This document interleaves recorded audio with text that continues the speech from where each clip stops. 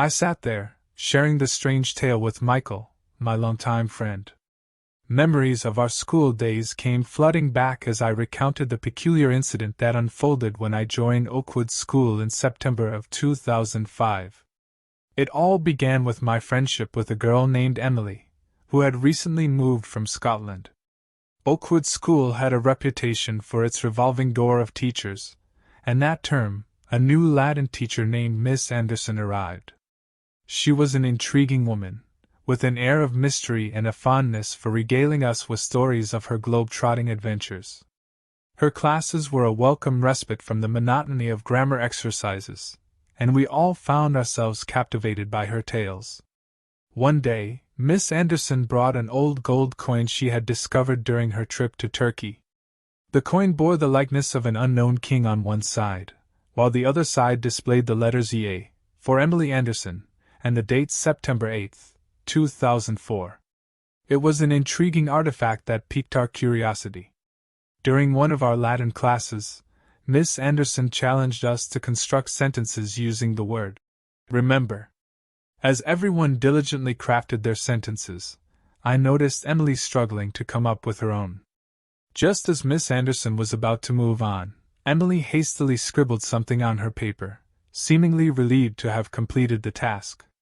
After class, I couldn't help but ask Emily what had transpired. She seemed deep in thought, contemplating her response. Finally, she shared with me that she had struggled to find the right words until the last moment when a phrase suddenly came to her mind. Memento pudii inter quatuor arbors, which she believed meant, remember the well among the four trees. Miss Anderson's reaction to Emily's sentence was peculiar.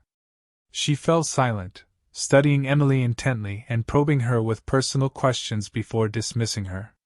Weeks passed without any unusual occurrences until that fateful day when we were assigned to write our Latin sentences on separate pieces of paper for correction. As Miss Anderson reviewed the papers, her face turned pale, and she let out a cry of fear.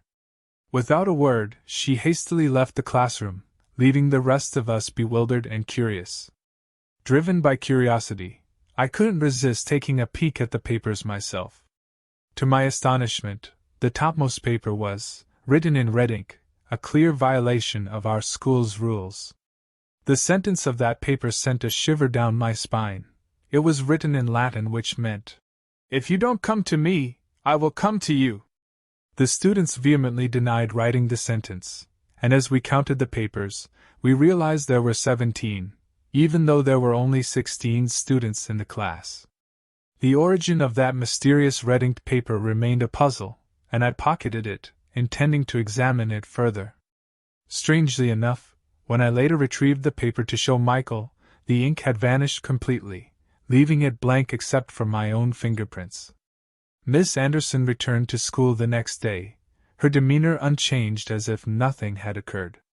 However, that night, Michael awoke me in a panic, claiming to have witnessed a ghostly figure outside Miss Anderson's window, beckoning her to join him.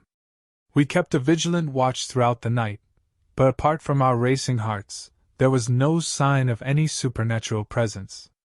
The following day, Miss Anderson was inexplicably absent from school. Whispers and rumors spread like wildfire, suggesting she had vanished without a trace. She never returned, and her fate remained an enigma. Michael and I made a solemn pact to keep our shared experience a secret, vowing never to disclose the haunting events we had witnessed to anyone. We were bound by an unspoken understanding that some things were best left buried in the depths of our memories.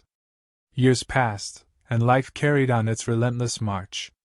Michael and I went our separate ways, pursuing our dreams and building our own lives.